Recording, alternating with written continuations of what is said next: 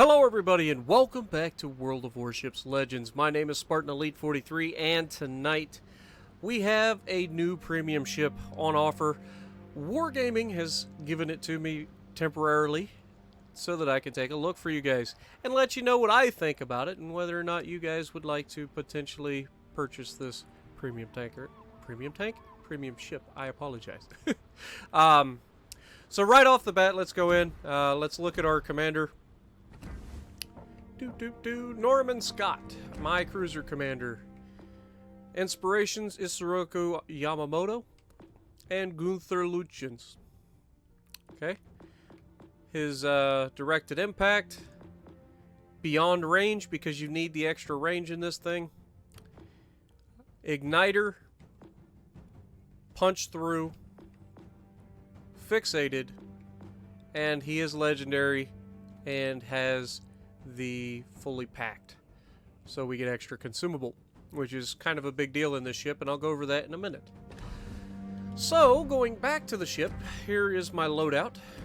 Nothing unusual: aiming systems, propulsion mod, and concealment.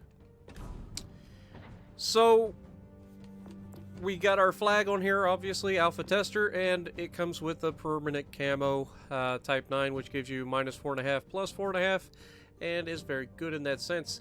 I do highly recommend running a elite booster or epic booster on this final one to give you that extra extra damage and movement speed. But let's look at the stats. 33,000 hit points feels a lot less than that, and I'll go over that too. It's got 152 millimeter guns, and I will be real honest. These 152s are not fun. You're at high tiers, and you just don't have the firepower to significantly do enough damage quick enough to keep yourself alive in most situations. Fires a shot every 10 seconds, or a burst every 10 seconds from the turrets, so it's not got a bad reload time, but they're only 152 millimeters. The Atlanta fires in half that time with 127, and it's the same tier, and it has torpedoes, and it has radar. Did I mention that this thing only has, it's got a heal. That's it. It's got a hydroacoustic and a heal with the damage control. There's nothing else. There's no spotter plane. There's no radar. There's nothing. Nothing at all. And that really hurts this ship. So 152 millimeter guns at tier 6 is brutally rough, because they fire slower than the Atlanta, so you can't start the fires as quickly as in Atlanta, though it does do a pretty good job of starting fires. As you can see with our build, 14% chance to set on fire, and you've got 15 of these in an interesting configuration. AA defense, as usual, we don't really care about it. Maximum movement speed, it's not fast at all. It's 30 knots. That's not good. Turning radius is a battleship. Like, the turning radius is horrendous, or at least it feels that way. The rudder shift time isn't that bad, 9.1 seconds, but I swear the turning on this thing is freaking ridiculous, and that's going to lead me to the next one that I'll show you. Concealment, 10.4, 6.5, 2, and 5.8. Nothing great there. It's pretty average for a cruiser. Their overview: it's agile. Above average ability to change direction. I'm calling BS, because this ship does not change direction. Now, maybe that's my fault because of the way I've set it up, but it does not feel agile. It feels sluggish when it comes to turning. And instead of avoiding rounds, you just end up getting citadeled every time you turn around. Nimble aim. The turrets turn faster than most cruisers. That's it. Modest guns is the detriment there. This ship is armed with low caliber main battery guns. Yes, it is low caliber, not preferable. Boise, a Brooklyn class light cruiser. Her main battery consisted of 15 rapid fire 152 millimeter guns. In the 1940s, the cruiser carried numerous automatic AA guns. That's good. It's an AA ship in a game where we don't have anything to worry about from for aircraft. It's not good at all. Now, I'll go over something. You notice these front turrets? These front turrets, you got 3 turrets at the front of the ship, except one of them, instead of being stepped up above the other 2, like you would expect, is down below it on the regular deck, which means it's got to turn all the way around each side to shoot. And it also means that it's very difficult to get this gun on target from the front, which leads you to an interesting strategy. Running away in this thing. If you're running away from a conflict, you can get all of the guns to bear relatively easily. So keep that in mind. But also keep this in mind. If you get hit, you are going to be citadeled. This thing gets citadeled way more than most cruisers. It feels like a Pensacola, to be honest. Because it doesn't matter if you're bow tanking, it doesn't matter if you're stern tanking. If you get hit with armor piercing in this thing, you're going to be citadeled. You don't get overpinned like you do in the Atlanta. And one other thing that I will say is that the heal on this ship is fantastic. But it ought to be, considering you get citadeled every time you get turned around, and the fact that that is the only consumable that we get on this ship, other than your hydroacoustic, which is on every cruiser. It better be amazing, and it is amazing. The heal. So, what is my initial opinion on this ship? Would I buy it? Hell no. This thing is brutal to play. And I like playing cruisers, and I was actually looking forward to this. You know, 15 guns is pretty nasty. Except that there's such a small gun that it's very difficult to use any sort of armor piercing unless you're in a very close battle versus another cruiser. So almost all of the time you're spamming high explosive in this thing. And you just don't have the ability to affect the match quickly enough to deal with most of the teams that you're going to have on your team. Most of the time, the battles are over one way or the other before you ever start building real damage with the fires. Now don't get me wrong, it sets a lot of fires. Even better than the Atlanta in that regard. I've had a double-digit fire count in this thing already. But it's just too squishy. It doesn't pack enough punch. And you rely way too much on damage over time. And in World of Warships Legends, when you don't have teammates, time is of the essence. And that is the biggest issue that I have with this. But you're going to see in the replay that's going to follow this what happens when you can work together with somebody. Because this is a very good support ship. Other than the fact that it just gets hydroacoustic. It doesn't have the ability to spot anything other than, you know, line of sight. It doesn't have the ability to spot destroyers and kill, you know, once it does see destroyers, it can kill them. But you got to be very careful in this thing because it gets absolutely obliterated by torpedoes. Survivability, yeah, it's just not preferable. Just everything about it. But let's go over to start the video, and we'll talk more about it over there.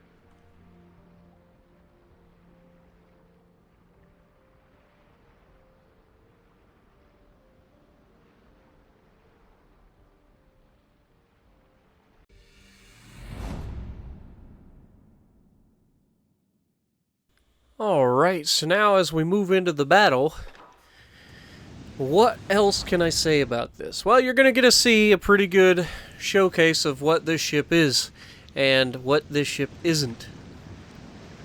Unlike the other American cruisers, like the Atlanta, like the Pensacola, like the New Orleans, like the Baltimore, this is more closely related to the Atlanta than the others. It lacks the ability to punch you in the mouth. Unless, of course, you're a cruiser and you're broadside on and you're too close for your own good. But even then, it's probably just as susceptible to getting obliterated by the other cruiser. I've had my butt handed to me by a Pensacola because 203s versus 152s. And while the Pensacola is not, you know, a battleship, it's still got more armor than this thing. But the Pensacola has the same issue that this thing has, which it just gets citadeled every time somebody looks at it. And that's what this thing does. What this is very good at is a support craft. It is not a standalone craft. This is not a, I can hold this flank craft. It's not a Baltimore. It's not a New Orleans. It is a bona fide hide your booty and try to do as much damage with high explosive as possible. Now, it has the ability to take a hit or two if you're angled, but you just don't want to test it. You do not want to test getting shot in this thing, because if you do, you're most likely going to get citadeled. I have been citadeled so much. I haven't been deleted. And like I said, the good news is that even a citadel hit against you is not the end of the world in this thing, because the heal is so epically ridiculous. Now, I've already popped my hydroacoustic because we've got those destroyers been spotted, and look how much health our destroyer has already lost. Now, their Kagero took a hit, took quite a beating himself, but our Moss has just absolutely got his butt whooped, and he's not long for this world. And that's going to leave me and this Scharnhorst over here to kind of hold this side by ourselves. There are 3 destroyers on the enemy team. One of them is on the other side. The other 2 are right here next to us. They also have a French battleship and a Colorado over here. And that's not preferable in this thing. I've already said it multiple times. This thing, you do not want to be getting shot, especially by armor piercing and especially by battleships. And anything above a 203 is dangerous. Now, our Moss goes down to their Fubuki, or actually the New Orleans finished him, I guess. But I'm about to get a shot out on this Fubuki, and just watch what this is good at. 152mm high explosive, and just absolutely decimated the Fubuki, setting him on fire. He's going to die, and there's nothing he can do about it. So 1 salvo, 1 kill, not bad. And that gave us a devastating strike. And here, thank God we decided not to go for that extra coat of paint, because had we, that probably would have been bad. Now, right about this time, me and the Scharnhorst are talking quite a bit. And it's nice that he was talking as well, because this allows us to communicate even more effectively, rather than somebody just saying okay in chat or on the text wheel every time I say something. Because then I don't know if you understand or not, even though you're saying okay. People do things weird all the time. Now this Benson pops out, I get the salvo out, Scharnhorst gets his salvo out, and that Benson was never going to get away with that. It's just, you can't pop out in front of all of us like that. It's just not a good day. Not a good day for you. I said Kagero earlier, I meant Benson. I don't know why I said Kagero. But the Benson and the Fubuki, gone. That allows us to kind of move up. Now, again, this thing is a citadel waiting to happen. It has just enough armor that you don't generally overpin it, and the citadel must be massive because every time you get hit in the citadel. There's a New Orleans out here, and I'm getting ready to fire, the front guns at him. I switched to armor piercing because I was expecting him to stay broadside on, and the Scharnhorst just makes him pay right there.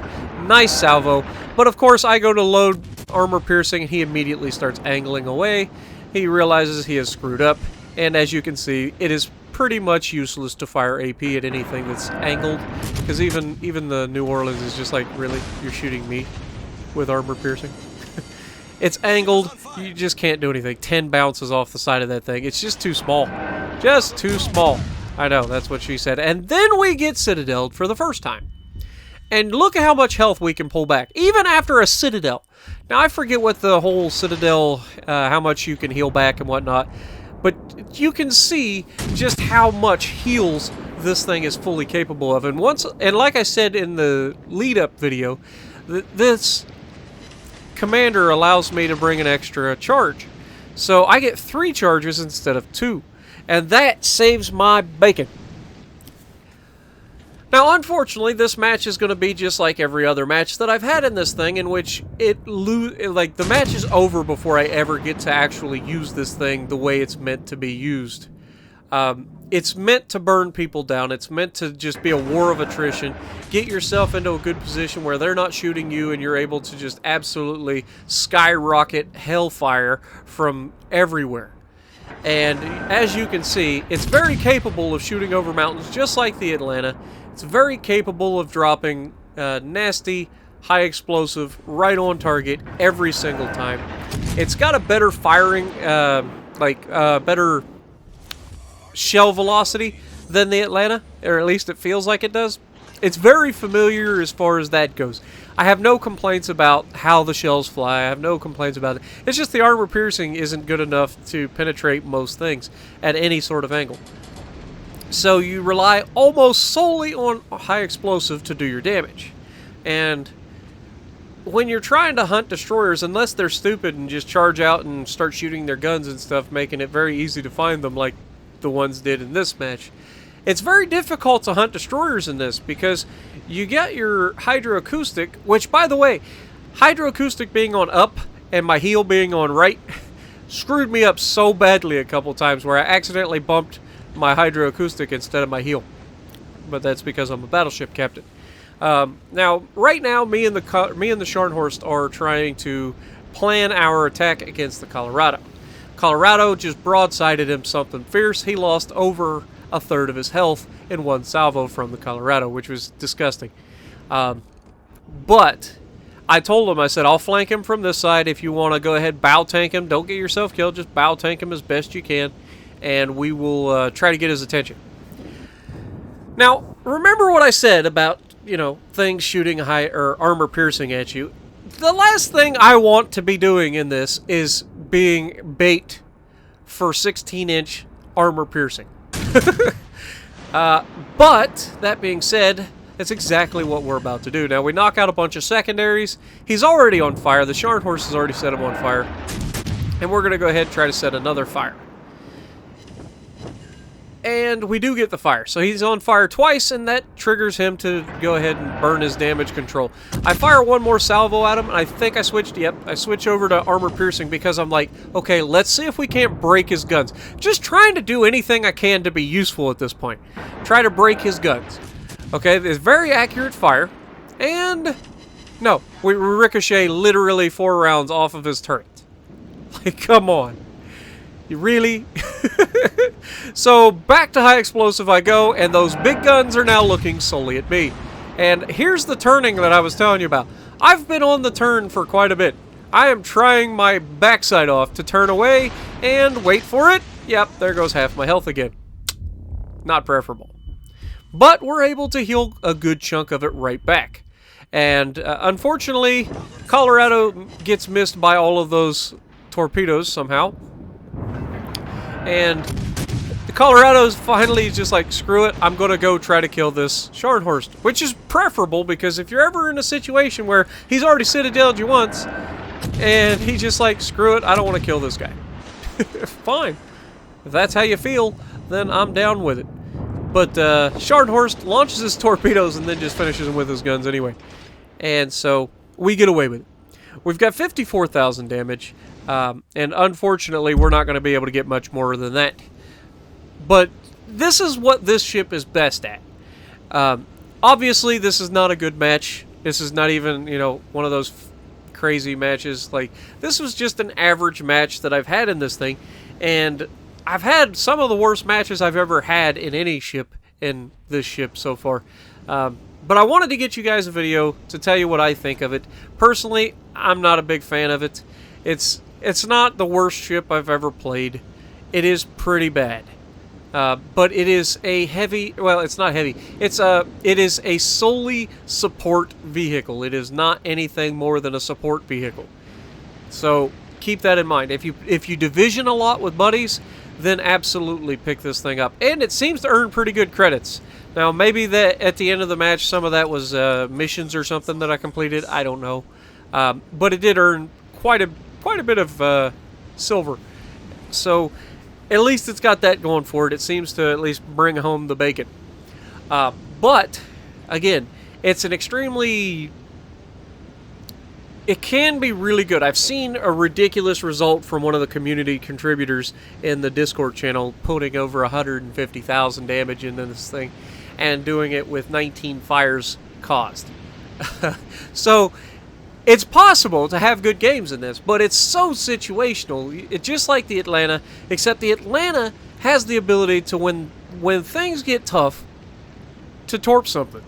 This doesn't have that. This doesn't even have any ability to spot destroyers whatsoever. And with the limited turning, even though it's supposed to be agile, and again, my build, I believe, affects the rudder shift of my ships. So I'm not saying Wargaming's doing anything wrong. They're saying that it's agile, but my version of this with my build is not agile. And it actually is quite sluggish and gets you shot more than I care to mention. And when you do get shot, as you've seen, if it's a battleship, you are getting citadeled. And even if it's a cruiser with 203s, you're getting citadeled. It gets hurt quite badly. But we finished the match. Not a bad match, but 53,000 damage being a support class. The two guys on our side of the match, tops of the leaderboard. You can't argue with that, right? We did everything we could, and we brought home 283,000 silver in profit. So if you like what I'm doing, punch the like button, leave a comment below, subscribe to the channel if you haven't already, and as always, I will see you in the next video.